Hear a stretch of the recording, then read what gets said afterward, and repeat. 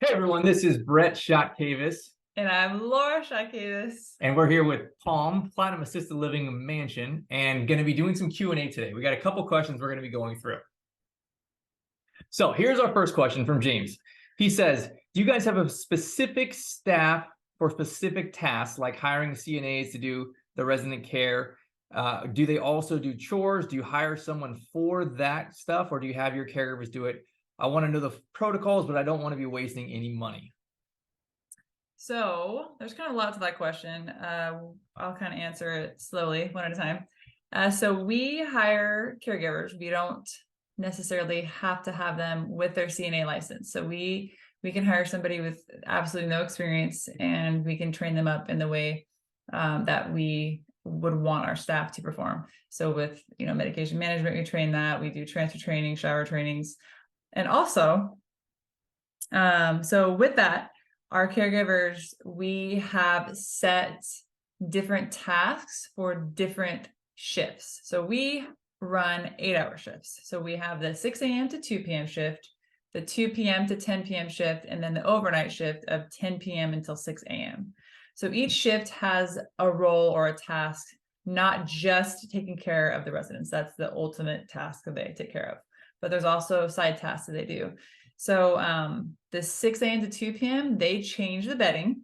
The 2 p.m. to 10 p.m., they clean the rooms. And then the 10 p.m. to 6 a.m., they do the laundry. And so this is all on a schedule based. So on Mondays, bedroom 1, 2, and 3 gets done. So the 6 to 2 does all the sheets. The 2 to 10 comes in, they clean all those rooms. And the 10 to 6, when they come in, they do a laundry. That's on Mondays, room 1, 2, and 3. So on Tuesdays, guess which bedroom it is, Brett? 4, 5, 6. 4, 5, and 6. Yeah. So Tuesdays, bedroom 4, 5, and 6. The 6 to 2, they strip the sheets, they put new sheets on. The 2 to 10 comes in, cleans the rooms, and then 10 to 6 does the laundry. So, and that goes all the way through until Friday. So Wednesday is 7, 8, 9. Thursday, 10, 11, 12. Friday, so on and so forth. We have 15 bedrooms in our house. So it goes up to 15. So each day is 3 bedrooms that's getting done. Right. But you could obviously change it, right? If you had 12 beds, 10 beds, 16 beds, 32 beds. Of course. Yes. Just depending on how many beds you have. But that just works for us because we have 15 rooms. So, and then we also have a cleaner that she comes once a month. She's there, I'd say, for about 5 or 6 hours, and she does a deep clean on the living room, the dining room, the hall rooms, and then our 2 shower rooms that we have. And she is also on a rotating schedule of deep cleaning the bedrooms as well. So the first month she was there, she did bedroom 1, 2, and 3, and then the living room, dining room, the other places I just spoke of. And so then the next following month, she does the next 3 bedrooms, and so on and so forth. So at least we have our bedrooms getting a deep clean twice a year.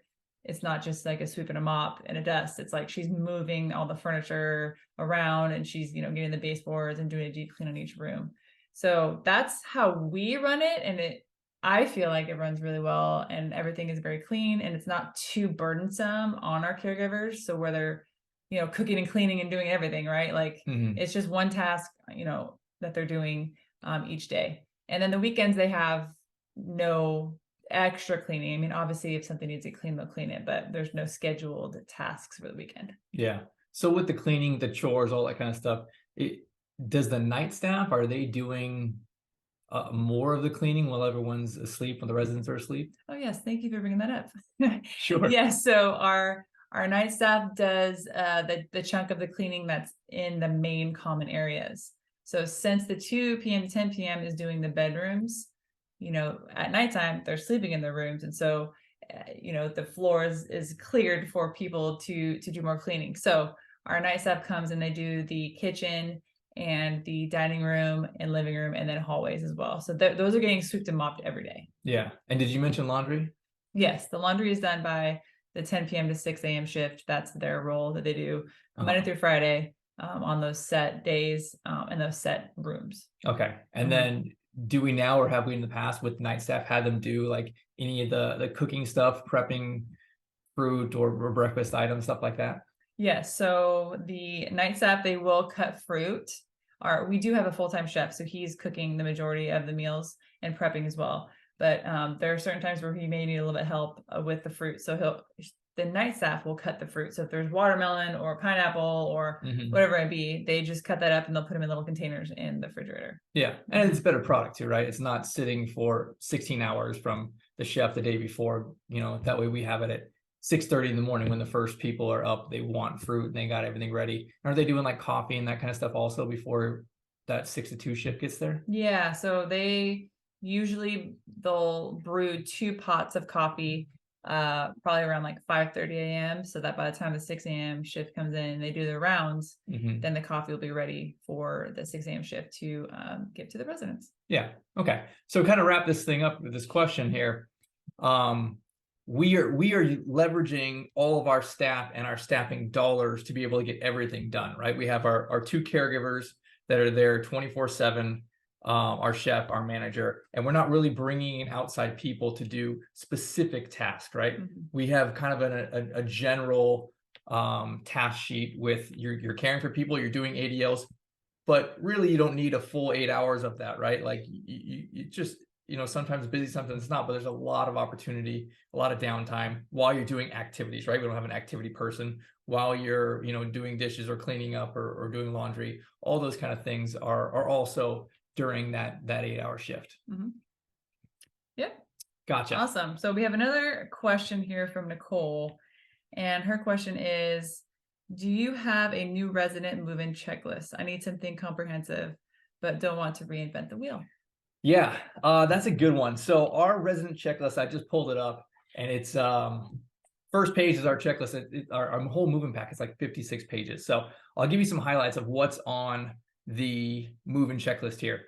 But we have this one big packet that has a cover sheet, and the state here in Texas, they want us to show the potential resident, show the POA, like here are all the items that you should be receiving and reviewing. So it's like kind of a table of contents in the front, and they have to sign like, hey, I've reviewed these, I've been showed these things, I know what these things are. So we kind of break this checklist into 2 different sections here. So there's stuff on, here's all the different forms that we have received, and that's one part of it, and I'll break that down. And the second part of it is all the policies and procedures that we've reviewed with them. So our internal staffing policies and procedures, and then is the second part. The first part was, here's everything that we need from you. So on that first part, the really important stuff here that we're definitely going to need is we need some type of POA. We need some type of advanced directive, guardianship paperwork, something like that on our file saying, hey, you are the person in charge, responsible for them financially or medically, those type of things. We also want to have some type of resident information, emergency contact form in there. We want to have a physical and history. So we're going to do our own assessment as well when they move in, but we want to log in the physical and history from their doctors. If they came from another facility, if they came from rehab, we want those things as well. We'll talk through our oxygen use policy. We definitely want to have a DNR. So some people, they're not ready for that at the end stage of life yet, but we personally encourage people. We do a lot of late stage end of life, and we want most of our people to be on a DNR. So we'll ask for that. We want a photo release.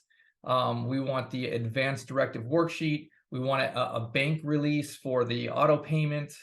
And then just a variety of other little smaller things are in there.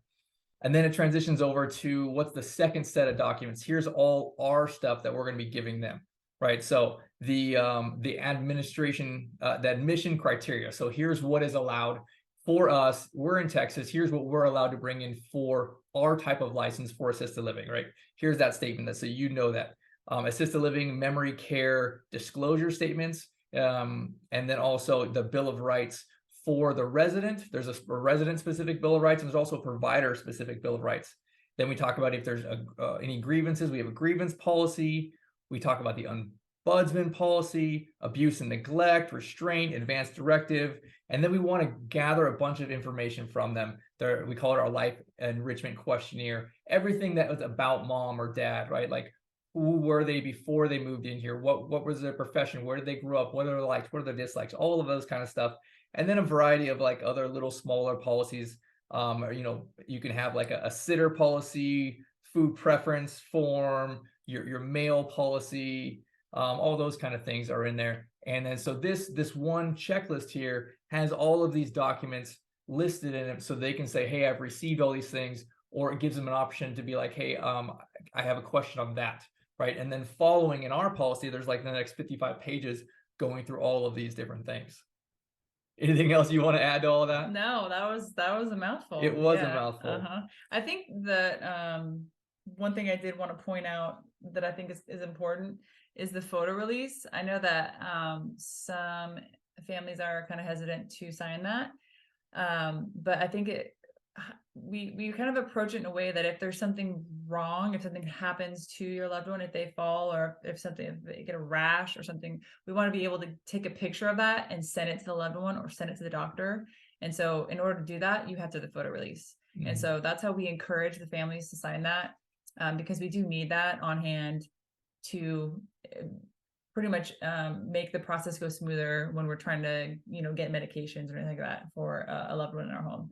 And then also we want to be able to take pictures and videos and post it on our social media, which is super important. And so, we do a lot of funny videos and silly pictures, and we want to be able to include everybody that's in the house in those as well. And so that's something that we really want, and that's important. Yeah. One other thing for this, I want to add that we also do this in DocuSign. So we have two options for people, and some people, again, not very technical savvy, and they actually want to actually sit down with you and review it in person and go through it and sign everything in front of you and just review it. But some people are not that way. They want to just be on their computer and have it all electronically done. So we do it in both different ways. And both of them work. It's just going to be what's best for that resident or that POA, and what's best for you as your business, to be able to do that and send it both, electronically and do it in person. Yeah, well, we do these question and answers quite often. So if you have a question, please drop a question in the comments below, and we'll make a video just like this that's super entertaining and funny. And we'll post them on our YouTube and in every social media outlet. So if you have a question, please comment it down below, and we will get to that as soon as we can. All right. Thank you so much. Thank you.